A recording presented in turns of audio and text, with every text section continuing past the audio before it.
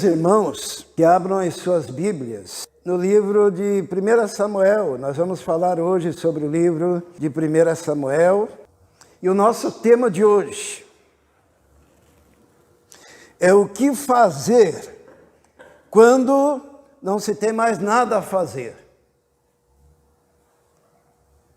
Parece algo paradoxal, né? O que fazer quando não tem mais nada para fazer? Não tem o que fazer. Quando nós estamos naquela situação, encurralados, sem a possibilidade de agirmos. E nós vamos nos basear no livro de Samuel, no capítulo 10. Vamos ler alguns versículos e depois vamos conversar um pouquinho sobre esse texto da palavra do Senhor. Diz assim: então tomou Samuel um vaso de azeite e lhe o derramou sobre a cabeça e beijou-o e disse: porventura não te ungiu o Senhor por capitão sobre a sua herança?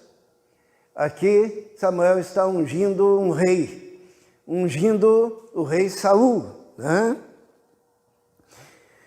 Depois diz assim: sucedeu, pois, que virando ele as costas para partir de Samuel, Deus lhe mudou o coração em outro, o coração de Saul. E todos aqueles sinais aconteceram naquele mesmo dia. E chegando eles ao outeiro, eis que um grupo de profetas lhe saiu ao encontro, e o Espírito de Deus se apoderou dele e profetizou no meio deles. E aconteceu que, como todos os que antes o conheciam viram que ele profetizava com os profetas, então disse o povo, cada um ao seu companheiro: que é que sucedeu ao filho de Quis? Está também Saul entre os profetas? Vamos orar. Senhor, pedimos neste momento que o Teu Espírito Santo esteja nos capacitando, nos ungindo, nos preparando, ó Deus, para ouvirmos a Tua palavra, que o Senhor me capacite para transmitir e esteja capacitando cada um para ouvir também, Senhor, e aplicar a Sua palavra no coração, conforme as nossas necessidades, ó Deus. Esteja agindo, abençoando, esteja nos tocando pela Tua graça e pelo Teu poder. Em nome de Jesus. Amém. Os irmãos se lembram da história, né? Samuel era um juiz em Israel, ele era o líder da nação. Só que o povo de Deus invejou as outras nações, e o povo de Deus, eles quiseram ter um rei. Eles quiseram ter um rei. E Deus pegou e disse para Samuel: Samuel, eles não estão te rejeitando, Samuel, eles estão rejeitando a mim. Porque Deus era quem comandava, quem liderava aquela nação, através dos profetas, e Samuel era profeta e juiz em Israel. E então Samuel, ele obedeceu. Samuel foi e ungiu a Saul.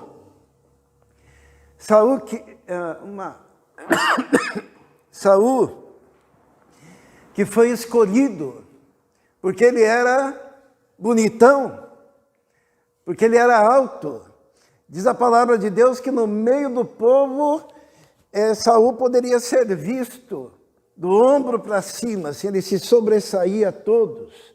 Era um belo rapaz. E o povo vendo aquele moço forte, bonito, alto, disseram: é esse que vai ser o nosso rei. E Deus mandou Samuel ungir. Só que Saul era tão assim, estava tão fora de contexto, que quando começou o Senhor a ungir a Saul com o Espírito Santo e capacitado a profetizar, surgiu esse provérbio em Israel: está também Saul entre os profetas? Isso virou um provérbio. Quando tinha alguma coisa fora do lugar, eles diziam: Saul está no meio dos profetas. Era algo estranho. Na verdade, não era plena vontade de Deus que Saul fosse rei. E todos nós sabemos que o reinado de Saul foi catastrófico, né? Foi problemático. E nós encontramos então o Samuel, que havia ungido a Saul no momento da sua despedida. Isso é muito interessante, porque Samuel agora, depois de ter ungido Saul, ele pensou, agora eu saio de cena. Afinal, eu já estou velho, já estou de cabelos brancos, já sou um idoso, e ele resolve fazer um discurso de despedida para dizer ao povo, olha, vocês pediram um rei, está aí o rei, e agora eu quero que vocês saibam que tudo que foi possível eu fazer pelo povo, por vocês, eu fiz. E ele faz um discurso emocionado de despedida, de conclusão da sua missão. E ele recebe do povo o testemunho de que ele havia sido um homem fiel. Era hora de retirar aquela capa de profeta, pegar o cântaro de azeite e pendurar na parede, recolher-se à sua residência. Não havia mais o que fazer. E ele chega diante do povo e diz assim, então disse Samuel a todo Israel, eis que ouvi a vossa voz em tudo quanto me disseste, e constituí sobre vós um rei. Agora, pois, eis que o rei vai adiante de vós, eu já envelheci e encaneci. Encaneci, sabe o que é, né? Eu já envelheci, já estou com os cabelos brancos. E eis que os meus filhos estão aí convosco, e tenho andado diante de vós desde a minha mocidade até o dia de hoje. Eis-me aqui, testificai contra mim perante o Senhor e perante o seu ungido, a quem o boi tomei, e a quem o jumento tomei, e a quem defraudei, e a quem tenho oprimido, e de cuja mão tenho recebido suborno, e com ele encobri meus olhos, e vou-lo restituirei. Ele está dizendo, se eu roubei alguém, se eu peguei algo de alguém, se eu fiz alguma coisa errada, me digam agora, na minha despedida, porque eu devolverei imediatamente. Então disseram, nada nos defraudaste, nem nos oprimiste, nem recebeste coisa alguma da mão de ninguém. O povo testifica a honestidade e está na hora, então, dele se aposentar, né? Quantas vezes a gente passa por uma situação dessas, né? A gente pensa, olha, o meu tempo acabou. Eu já cheguei ao fim da jornada. Quantas vezes nós ouvimos pessoas dizendo assim, completei a carreira, guardei a fé, e agora vou me recolher. A Miriam pode dizer, olha, já estou com quase 50 anos, né? Agora vou ficar em casa, agora vou cuidar da minha vida, né? Já fiz o que tinha que fazer na obra do Senhor. Pastor Brasil, né? Nosso querido pastor, com 83 anos, está na hora de pendurar o violão na parede. Às vezes nós pensamos assim. E creio que o profeta Samuel estava pensando dessa forma, né? Olha o discurso dele, que coisa, né? Eu acho muito bonito quando ele diz assim, agora eis que o rei vai adiante de vós, eu já envelheci, meus cabelos estão brancos, vou, que nem dizia meu pai, né? Meu pai dizia assim, quando eu me aposentar, vocês vão me ver sentado à tarde em frente da televisão, assistindo o Sítio do Pica-Pau Amarelo. Naquele tempo tinha, né? Isto é, ele dizia assim, ó, aí eu vou descansar. E o profeta, então, estava nessa fase. Mas uma coisa que a gente aprende é que no reino de Deus não existe aposentadoria. Eu acho muito engraçado, às vezes eu encontro pastor aposentado, né? Como é que está, pastor? Não, eu estou aposentado, agora não estou mais evangelizando, não estou mais pregando o evangelho, né? E resolvi participar lá de uma igreja onde ninguém pede para eu fazer nada, né? Eu vivo agora um momento em que não sou chamado nem para fazer oração silenciosa. Então, será que existe aposentadoria no reino de Deus, né? Mas a verdade é que enquanto houver fôlego, e como diz a Bíblia, tudo quanto tem fôlego, o que é? Louve ao Senhor. Eu nunca me lembro uma vez, eu nunca me esqueço, uma vez que eu fui visitar um senhor, ele estava todo atrofiado na cama, ele já não conseguia esticar as pernas, estava doente, e ele me disse, sabe o que é? Deus está me dando um ministério, Deus está me dando uma obra para fazer, porque agora estou nessa cama, não posso sair daqui, todos cuidam de mim, mas é o período que eu mais tenho para orar pela igreja, pelo pastor, pelos diáconos, pelos necessitados. Deus me deu um ministério na cama, porque no reino de Deus não existe aposentadoria. E o profeta Samuel, ele teve que aprender isso a duras penas. Às vezes nós achamos que chegamos ao fim, né? O que fazer quando parece que chegou ao fim? Eu fico pensando lá no José, quando ele estava lá no fundo do poço, ele deve ter pensado assim, lembra que os irmãos de José o jogaram lá no poço, né? Ele deve ter pensado, é o meu fim, né? Lembram disso? Acabou. O que ele podia fazer no fundo do poço? Alguém sabe? Hã? Como é que é viver no fundo de um poço? Com lama, na escuridão, um furo lá no alto onde ele pode olhar o céu. Acabou o ministério. Tinha aproximadamente seus 17 anos. Acabou a vida. Não. Ali foi o quê? Ali foi o começo. Porque ele foi tirado do poço, foi vendido, foi levado ao Egito. E lá no Egito ele concluiu a sua carreira tornando-se um governante. E foi lá no Egito que ele conseguiu salvar o povo da sua época, quando ele recolhe nos celeiros, como bom administrador, toda aquela plantação. E depois ele supre um mundo que estava passando por uma crise alimentícia profunda, né? Às vezes Deus levanta uma pessoa para salvar o mundo de crise alimentícia. Os bons entendedores entenderão. A Miriam entendeu. Mas ele estava lá no fundo do poço. Mas não era o fim. Porque no reino de Deus não tem aposentadoria.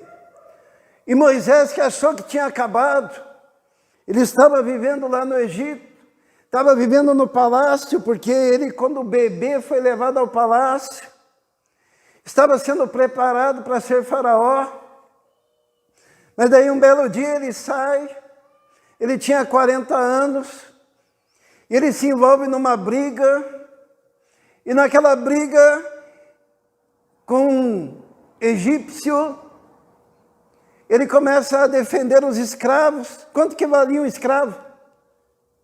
Hã? Não vale nada. E Moisés, ele vai defender então o seu povo que estava na escravidão, e ele mata, comete um assassinato, ele mata um egípcio. Era o fim da vida dele. E ele tem que fugir para o deserto de Midian. Mas é lá no deserto de Midian que começa o quê? O seu ministério.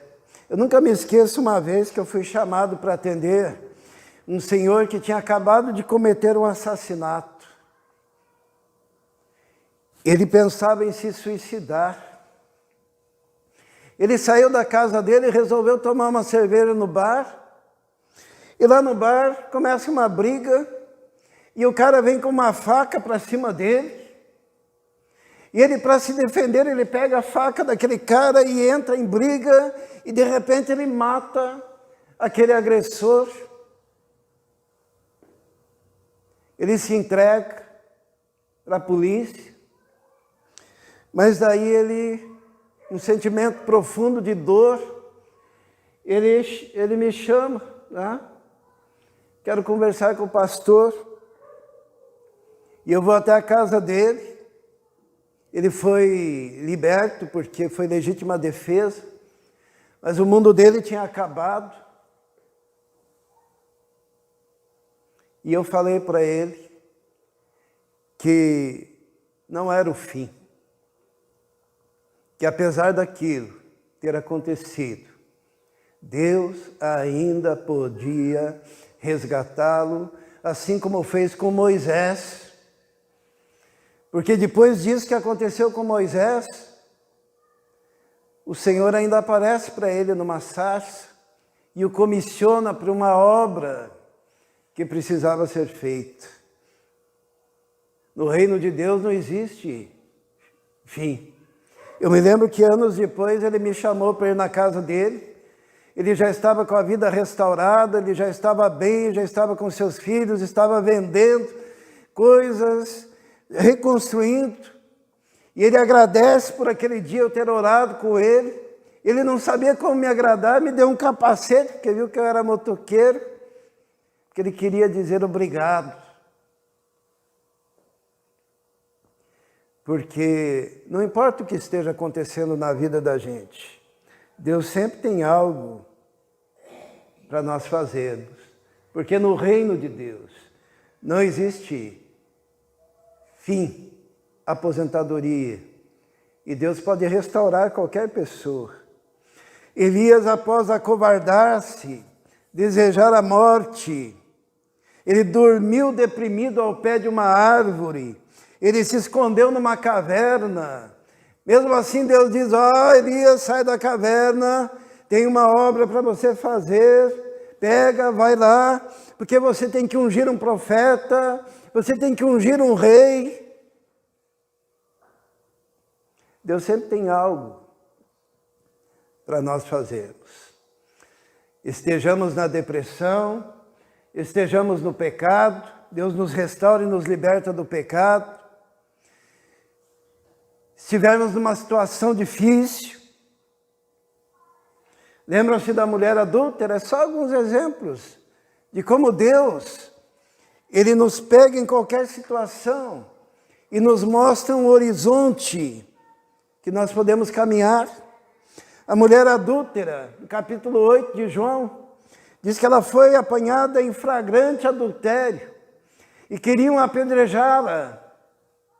Era o fim. E Jesus, ele diz assim, olha, quem estiver sem pecado, atire a primeira pedra. E dos mais velhos aos mais novos foram saindo, porque os mais velhos têm mais consciência de pecado do que os mais novos, né? Foram saindo. E Jesus pergunta, mulher, onde estão os teus acusadores? E aquela mulher diz assim, já foram. E Jesus diz, nem tampouco eu te condeno. Vai e não peques mais. E aquela mulher foi encaminhada, enviada, e ela seria um testemunho da graça do nosso Senhor também na sua caminhada. Pedro, após trair Jesus, Jesus um dia chega para ele depois da ressurreição e diz assim, Pedro, você me ama? Mais do que a estes, eu te amo. Pedro, você me ama mais do que estes? Eu te amo. Pela terceira vez, Jesus falou, Pedro, você me ama? E ele entristeceu-se por, pela terceira vez, o Senhor ter falado. E ele diz, Senhor, tu sabes que eu te amo. E Jesus diz, então vai, apacenta o meu rebanho. Porque não existe fim. Deus sempre pode restaurar. Deus sempre pode abrir um caminho. Deus sempre pode nos direcionar para fazermos aquilo que Ele quer. E no caso de Samuel, eu ainda pus um exemplo de João, né? Porque às vezes os idosos ele tem essa tendência de achar que é o fim, né? E João, olha só, João velhinho, exilado na ilha de Pátimos, né? Perseguida que estava a igreja pelo Império Romano, pelos Césares da sua época, Nero acusava a igreja de tantas coisas, João aprisionado naquela ilha. Mas foi lá que recebeu a revelação e hoje nós temos o livro de Apocalipse. E naquela ilha onde não havia saída, e era o final para aquele idoso, ele olha e vê uma janela no céu. E o Senhor diz, sobe até aqui. E ele, em espírito, é arrebatado no domingo, no dia da ressurreição. E ele entra e hoje nós temos todo o livro de Apocalipse. Era um idoso. Alguém que olhasse para ele diria, é um maluco em fim de carreira, velho, preso numa ilha, que não tem mais nada a fazer. Ele só fez a maior obra de toda a sua vida, ao escrever o livro de Apocalipse. E Jesus, né, crucificado, era o fim. Mas não era, porque ao terceiro dia ele ressuscitou e consumou a obra que era para ser feita para a nossa redenção, a maior obra já executada. O que fazer quando não se tem mais o que fazer? Quando parece que chegamos ao fim, por causa do pecado, por causa da depressão, por causa da idade, porque achamos que o nosso ministério acabou, o que fazer? Primeira coisa que Deus falou a Samuel na nossa história, quando ele fez aquele discurso de despedida, a primeira coisa que Deus falou para ele foi, Samuel, desvencilhe-se das amarras do teu passado. Porque são as amarras do passado, são as experiências amargas que muitas vezes nos impedem de fazer a obra de Deus e seguir em frente. Disse assim o Senhor. Então disse o Senhor a Samuel, até quando terás dó de Saul, havendo-o eu rejeitado, para que não reine sobre Israel? Enche um chifre de azeite e vem, enviar-te-ei a Jessé o belemita, porque dentre os seus filhos me tenho provido de um rei. Eu queria frisar essa parte, quando o Senhor diz, até quando terás dó de Saul, havendo eu rejeitado? Samuel estava aprisionado na sua última obra até ali. A sua última obra até ali era ter ungido Saul. Só que aquela obra que ele fez, mesmo em obediência a Deus, não deu certo. Saul se tornou um péssimo rei. Saul se tornou um opositor do propósito de Deus. Saul se tornou um indivíduo que era desobediente ao Senhor. Saul se tornou uma pessoa que não agradava a Deus, a tal ponto que a palavra de Deus diz que um espírito maligno o tomava em alguns momentos. Mas mesmo assim, o Samuel estava lá, amarrado à sua história, amarrado ao seu passado, amarrado às coisas que ele tinha desenvolvido e que não deram certo. Muitas vezes nós não seguimos em frente porque ficamos amarrados em atitudes do passado. Quando Samuel ungiu a Saul, ele, por certo, acreditava estar fazendo uma coisa boa, né? Muitas vezes nós fazemos coisas na nossa vida que nós imaginamos ser coisas boas. E nós ficamos amarrados a essas coisas por 1 ano, 2 anos, 10 anos, 20 anos, 50 anos, muitas vezes a vida toda. E Deus está nos sinalizando e dizendo, olha, está na hora de você virar a página, está na hora de você desvencilhar-se do seu passado, está na hora de você se desvencilhar dos pecados que você cometeu e que ainda te amarram e te seguram. Eu nunca me esqueço de uma senhora que eu conheci e que ela sempre que encontrava comigo, ela falava assim, pastor, o meu marido me prejudicou muito, mas muito mesmo. Da primeira vez eu perguntei, onde está teu marido? Ela falou assim, não sei, ele mora lá em Curitiba. Ah, mas ele não mora mais contigo? Não, ele me deixou fazem 30 anos. Daí poxa, 30 anos? Daí quando eu me encontrava com ela de novo, ela dizia, pastor, me dói o coração, porque o meu marido, ele fez isso, ele fez aquilo outro. Eu falei, perdoa o seu marido, deixa ele para lá, né? Não, mas o meu marido. E foram 10, 20, 30 vezes, cada vez que eu encontrava com ela, ela falava do marido. Eu falei para ela um dia, irmã, está mais do que na hora da senhora se separar do seu marido. E ela ficou espantada e disse assim, mas pastor, eu já sou separada dele há 30 anos. E eu disse, não, você come com ele, você dorme com ele, você pensa nele de manhã, de tarde, de noite. Você levanta, está falando do teu marido, à tarde você fala do teu marido, à noite você fala do teu marido. E esse rancor pelo teu marido, você está casada com ele, está enlaçada com ele, você está amarrada com ele. E hoje é o dia de você se separar dele. Fazia 30 anos que ela não via o homem.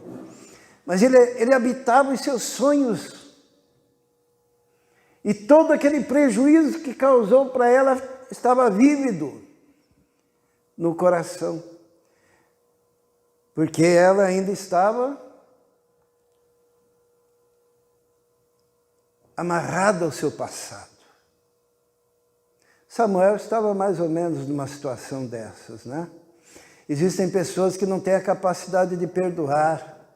Existem pessoas que não têm a capacidade de se livrar de amarras, de erros, de prejuízos, de dificuldades que estão lá atrás, mas que aprendem ainda hoje. Deus fala assim, olha, até quando você vai ficar tendo dó de Saul?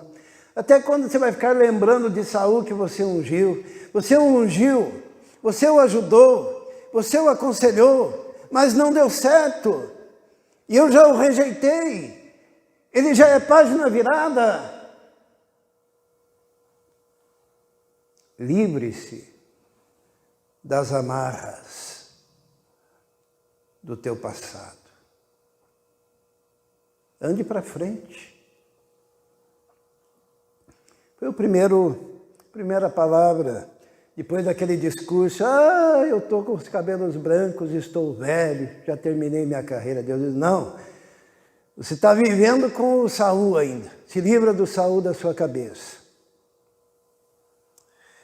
Segunda coisa que Deus diz para Samuel, enche o teu cântaro com óleo novo. Lembram que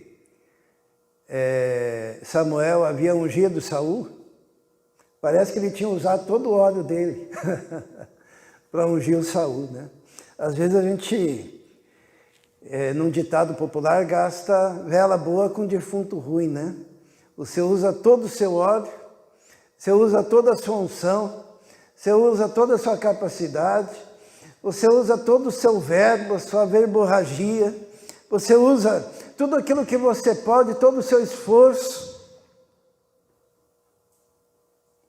e você se sente vazio. E Deus diz assim para Samuel: Samuel, enche um chifre de azeite, encha a botija de azeite e venha. Está na hora de você receber um óleo novo. Está na hora de você ter o seu ministério renovado. Está na hora de você ter os seus projetos renovados. Quando você se sente vazio, está na hora de você começar a encher-se novamente. Às vezes nós nos sentimos vazios da presença de Deus, vazios da palavra de Deus, vazios do entusiasmo que deve estar no coração de cada crente. Mas Deus olha e diz assim: olha, esqueça o passado, o que aconteceu já aconteceu, agora é um novo dia, pega lá o teu chifre, a tua botija, o teu cântaro e comece a encher de azeite, de óleo fresco. Nós sabemos que o azeite simboliza a unção do Espírito Santo sobre nós. E Deus está dizendo: olha, você acha que está velho, de cabelo branco, que tudo acabou, mas ainda você pode ser usado por Deus. Enche um chifre de azeite e venha. O que pode significar isso para cada um de nós, né? Às vezes eu vejo pessoas desanimadas, angustiadas, que parece que tudo que tinham que fazer já fizeram. E quando nós vemos isso em jovens é pior ainda, porque o jovem deve ter entusiasmo tremendo. Mas muitos jovens ainda estão amarrados a coisas que vão impedir o seu crescimento, vão impedir o seu futuro, a erros do passado. E muitas vezes esvaziados no presente, porque não tem uma perspectiva das suas próprias capacidades e poder e graça sobre a vida deles. Mas Deus, a segunda coisa que disse para o Samuel: Samuel, você não gastou todo o óleo, não. Você ainda pode encher uma botija. Coloca nas costas, pega a tua capa de profeta, pega teu cajado e vem. Porque tem um trabalho a ser desenvolvido. Terceira coisa que Deus fala para o Samuel: obedeça às novas diretrizes do Senhor. O plano B é melhor que o plano A. Sabe quando a gente tem um plano B, né? A gente pensa, se isso não der certo, tem o plano B.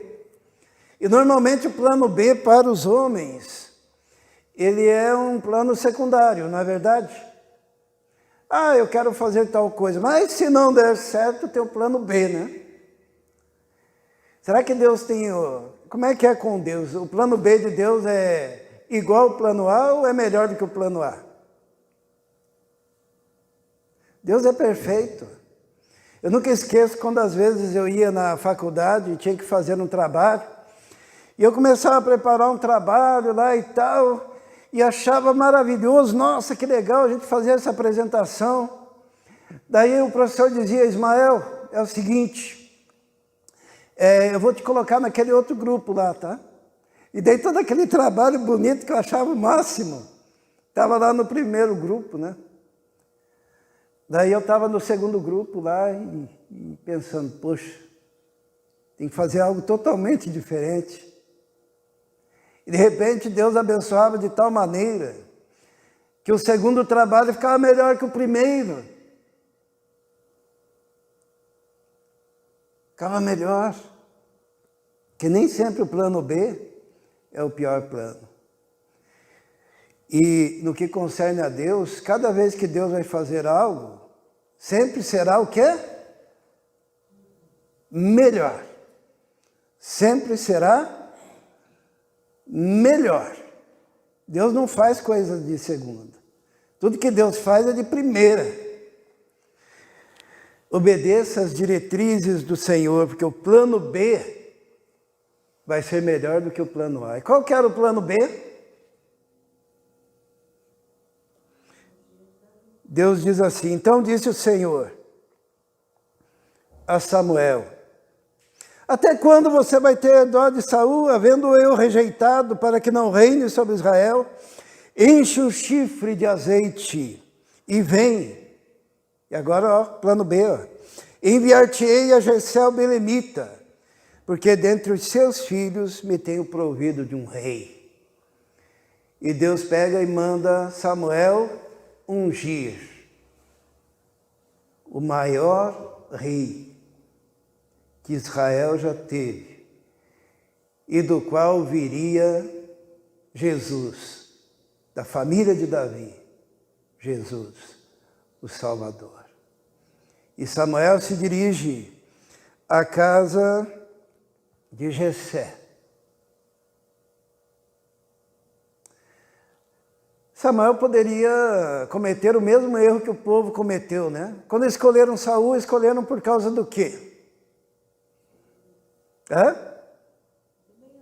Que ele era bonito, era alto, era robusto, era forte e aparecia acima de todos os demais da sua época.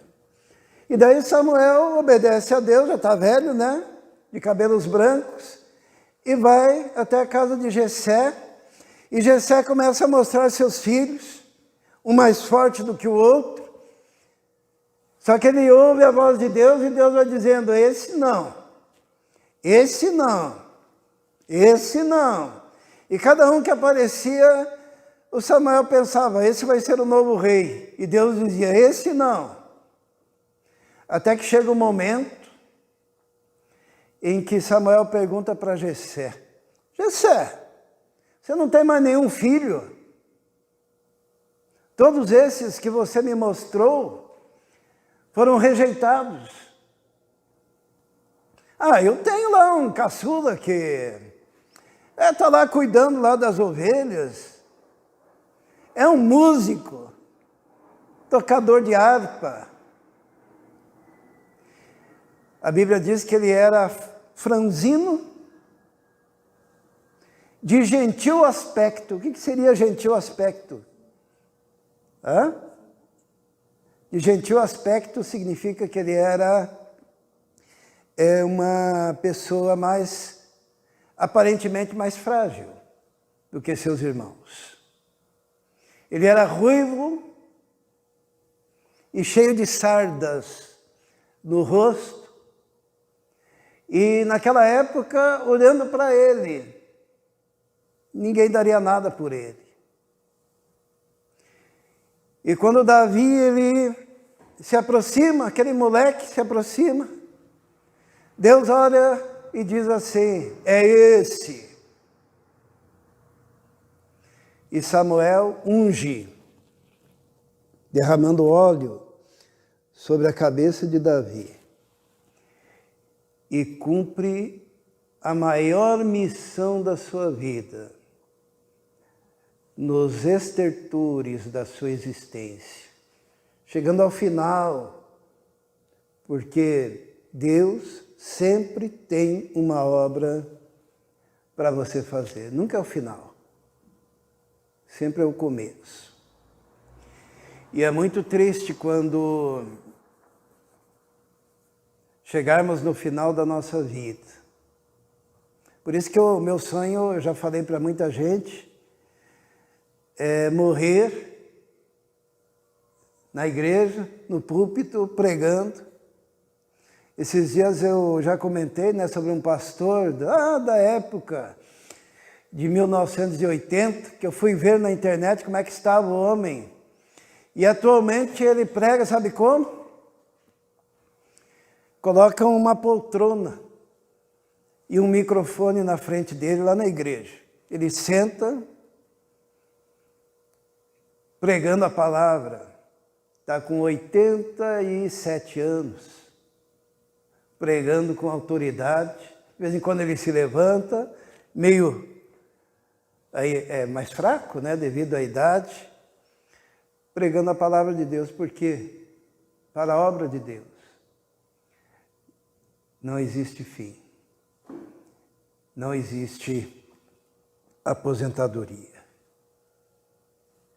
E nós que somos o povo da ressurreição, nós precisamos saber disso. Que quando a gente pensa que está tudo acabado,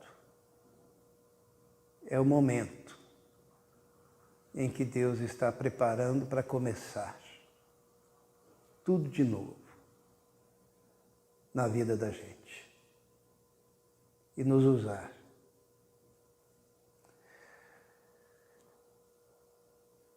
É muito triste pensar assim, sabe? Muita gente vai chegar lá no céu e Deus vai perguntar assim: o que você fez dos seus talentos? Ah, Senhor, eu achava que eu não conseguiria. E Deus vai dizer assim: mas você não sabe que eu peguei um assassino e transformei ele no maior líder do povo de Israel, Moisés? Você não sabe que eu peguei aquele cara do fundo do poço, tirei ele de lá e fiz dele governador do Egito? Você não sabe que eu peguei aquele cara que me traiu e restaurei a vida dele e o tornei um dos maiores apóstolos e pregadores? Você não sabe que eu peguei aquele outro que perseguia a igreja, o derrubei, o ceguei e depois o levantei e o fiz apóstolo dos gentios? E você? Você acha que eu não poderia fazer o mesmo da sua vida? Eu não posso te transformar num pregador. Eu não posso te transformar num indivíduo que sustente a obra de Deus. Deus, quando quer usar alguém, Ele simplesmente usa. Mas você tem que se colocar à disposição dEle. Você tem que se desamarrar daquilo que te prende, encher a tua botija, colocar a sua capa de profeta e obedecer seguindo em frente. Tem uma história que fala como Deus pode usar alguém, né? Tinha uma mulher negra, escrava, que ela própria, por causa da idade, já estava livre, mas a filha dela estava sendo vendida num leilão. E aquela mulher estava assistindo a própria filha, que era uma criança, sendo leiloada. E ela estava chorando, angustiada. E ela orou ao Senhor e ela disse assim: Senhor, faça alguma coisa. Senhor, se fosse o seu filho, e se eu pudesse fazer alguma coisa, eu faria. Mas é a minha filha e o Senhor pode. Naquele instante, um menininho, olhando aquela mulher negra chorando, aquela criança sendo vendida, aquele menininho enfiou a mão no bolso, tinha lá uns centavos, e antes que alguém gritasse, dando o primeiro lance para aquela escrava, aquela menininha que estava sendo vendida, ele levantou a mão e ofereceu tudo o que ele tinha. Todos ficaram assim muito comovidos vendo aquele menino fazer isso. E ninguém ofereceu mais nenhum lance. E o leiloeiro foi obrigado a bater o martelo e dizer: vendido para aquele menino. Aquele menino jogou as suas moedinhas ali para o leiloeiro, pegou o documento de posse daquela menina pegou aquela menina firmemente pela mão, um garotinho. Foi até a sua mãe, entregou a menina, entregou o documento e disse: ela é sua. Porque Deus pode usar qualquer pessoa que resolva ser usada por Ele, que se submeta a Ele. Deus pode usar. E Ele quer usar você. Feche os seus olhos.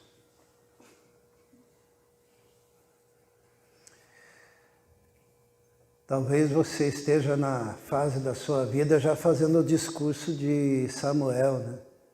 Tem muito jovem que muito cedo já faz o discurso de Samuel.